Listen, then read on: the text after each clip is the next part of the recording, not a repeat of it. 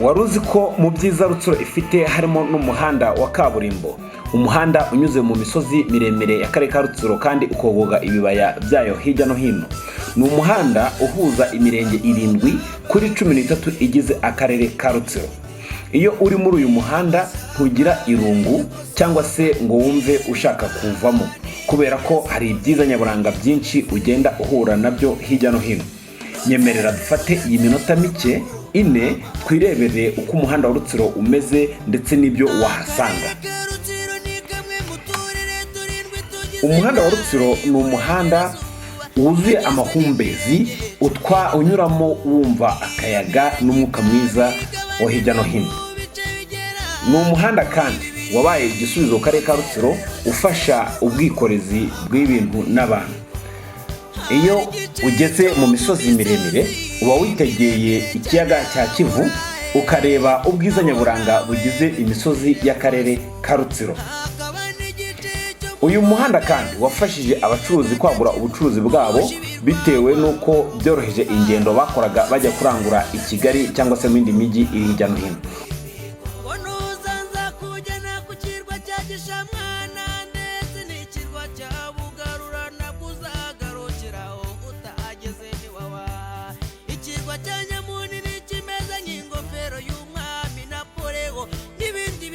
Urugero ahangaha ni muri centre ya Nkomero, aho abaturage bagenda batera imbere umunsi ku wundi.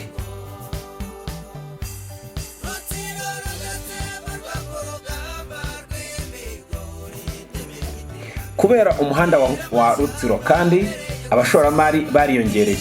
Ahangaha ni kuri station ya Gakeri ya essence ije vuba cyane, aho Akarere ka Rutsiro katagiraga station n'imwe ariko uyu munsi kakaba gafite ebyiri, iyi ya Gakeri Meru ndetse n'indi iri mu murenge wa Kivumu nayo turabona mu kanya. Umuhanda wa Rutsiro ni umuhanda unyuze muri pariki ya Gishwati. Gishwati ikaba yaragizwe pariki y'igihugu mu minsi ishize, ikaba yitwa Gishwati-Mukura. Ni muri Gishwati usangamo ubworozi bw'inka, ariko kandi muri pariki ubona uretse inyamaswa nyinshi ubonamo ahakorerwa n'ubucuruzi bwa fromage ndetse akaba hacuruzwa n'amata meza. Ubuki bwa Gishwati utasanga ahandi ari wo mwihariko w'Akarere ka Rutsiro. Iyo uri muri uyu muhanda rero ntiwahita utabashiye kwigurira ngo wumve uburyohe bw'ubuki utasanga ahandi.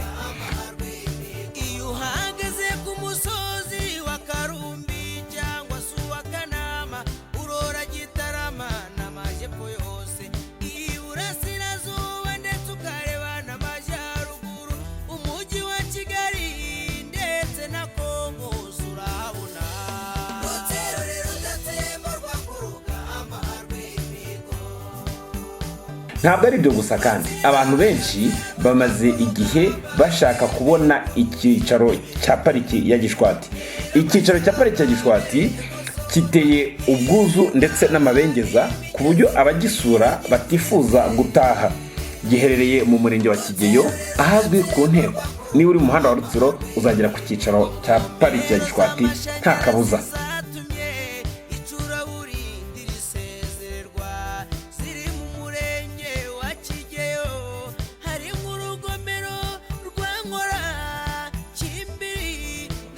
Dukomeje imbere, umuhanda wa Rutsiro unyuze mu byayi byiza cyane. Murakoze, ibindi birenze mwaza mugasura Akarere ka Rutsiro mukirebera, kuko amagambo ntabwo yasobanura ibyiza bya Rutsiro byose uko bingana.